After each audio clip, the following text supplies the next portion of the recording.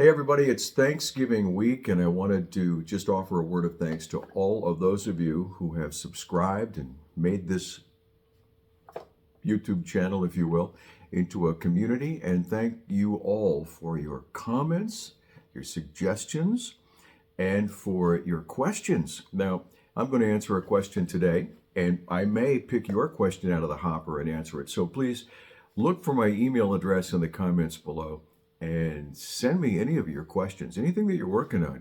And like I said, I may consider that as a future episode, like we're going to do today. Now, Roger writes, and he has a problem, and I think it may apply to many of you. He asks about how to practice two different horns, alto sax or tenor sax, two different horns. Well, they accomplish the same thing, but in different ways. You know what I'm saying. So there are those of you who actually, in fact, have all four of the big four, right? Bari, soprano, tenor, and alto. And it's a great question. And he asks, should I practice one horn for an hour a day and then the other horn for an hour a day? Should I split it up and practice the horn for an hour one day of the week and then practice the other horn for an hour on the alternative day of the week? Now, there are a couple of things in his question that jump out at me, okay? All right. We're not having an earthquake. It's that the dogs are right here at my feet. You can't see them, but they're moving the camera stand. So anyway, in California, of course, where I'm at, we're known for earthquakes here, but I digress. So the question begs an answer, but first, here's what I heard. One is that in the asking of the question, he is not achieving what he wants to achieve with either horn. He's not getting where he wants to go, all right? Second is, it's about time. And now, in the saxophone culture, we have embraced time, the amount of time, as the mark of a successful practice session, okay? And how could you not, right? I mean, going back to the fourth grade, right? When you were, maybe some of you started out at 9, 10, or 11, and your teacher always said, well, you know, the lessons were always about half an hour, and the teacher would tell you, do a half an hour. And your parents, of course, would say, did you practice today? Yes, I did my half hour. You would look at the clock, set, you know, I'm going to start at 9 and I'm done at 9:30 and I can go out and play stickball or whatever. And that was the time. I put the time in, therefore I have practiced, okay? We continue to internalize that.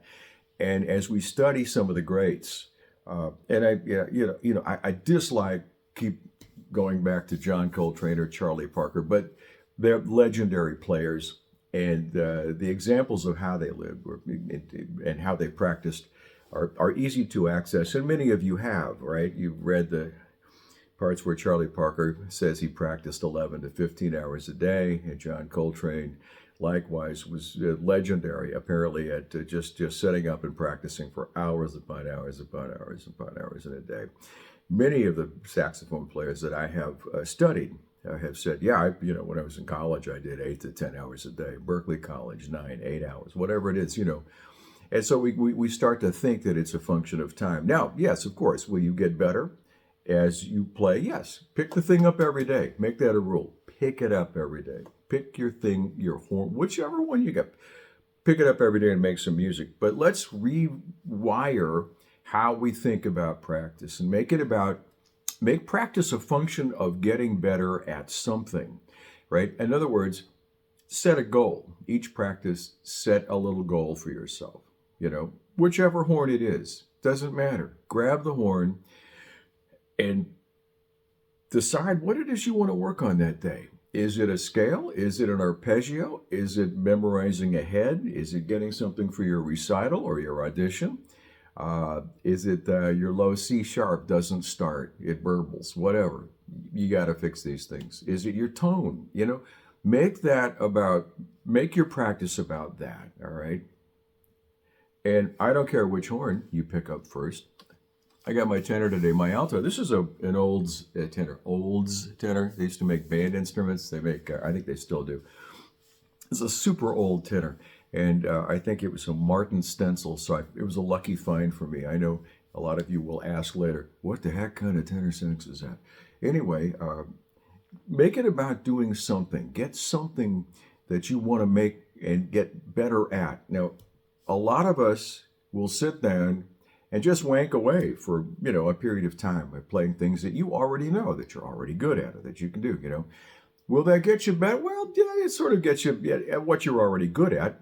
But if you're trying to expand or grow the range and make your tenor sax voice sound like a tenor sax voice as opposed to an alto sax sounding like an alto sax, two different tools accomplish the same goal but differently.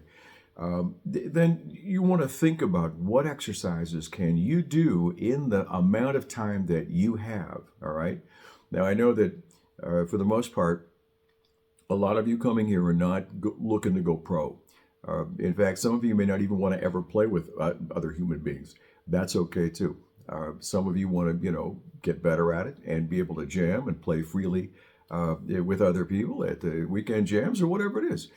So take something that isn't working and work on that for as long as you have to work on that. Okay. So to sum it all up, we make practice more a function about working on something and an area that we want to improve as opposed to a function of time. Well, I played for an hour today. Yeah. Are you better? Did you get better? No, I didn't. I just played stuff I knew.